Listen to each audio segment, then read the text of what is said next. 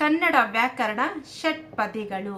ಷಟ್ಪದಿ ಅಂದರೆ ಷಟ್ ಅಂದರೆ ಆರು ಸಾಲುಗಳಿಂದ ಕೂಡಿದಂತಹ ಪದ್ಯ ಪ್ರಕಾರಕ್ಕೆ ಷಟ್ಪದಿ ಅಂತ ಕರೀತೀವಿ. ಏನು ಷಟ್ಪದಿ ಅಂದರೆ 6 ಸಾಲಿನ ಪದ್ಯ ಪ್ರಕಾರಕ್ಕೆ ಷಟ್ಪದಿ ಅಂತ ಕರಿತೀವಿ. ಈ ಷಟ್ಪದಿಯಲ್ಲಿ ಎಷ್ಟು ವಿಧಗಳು ಇದಾವೆ ಅಂದರೆ ಒಟ್ಟು 6 ಪ್ರಕಾರಗಳು ಇದಾವೆ ಷಟ್ಪದಿಯಲ್ಲಿ. ಅವುಗಳು ಯಾವ್ಯಾವು ಅಂದರೆ ಶರ, ಕುಸುಮ, ಭೋಗ, ಭಾಮಿನಿ, ಪರಿವರ್ಧಿನಿ, ಭಾಮಿನಿ ಷಟ್ಪದಿ ಮತ್ತು ವಾರ್ಧಕ ಷಟ್ಪದಿ. ಒಟ್ಟು 6 ಷಟ್ಪದಿಗಳನ್ನು ನಾವು ಕನ್ನಡ ವ್ಯಾಕರಣದಲ್ಲಿ ನೋಡಬಹುದು. ಷಟ್ಪದಿ ಅಂದರೆ ಷಟ್ ಅಂದರೆ 6, ಪದಿ ಅಂದರೆ ಸಾಲುಗಳು, 6 ಸಾಲುಗಳಿಂದ ಕೂಡಿದಂತಹ ಪದ್ಯ ಪ್ರಕಾರಕ್ಕೆ ಷಟ್ಪದಿ ಅಂತ ಹೇಳ್ತೀವಿ. ಈ ಷಟ್ಪದಿಯಲ್ಲಿ ಒಟ್ಟು 6 ವಿಧಗಳು ಇದಾವೆ.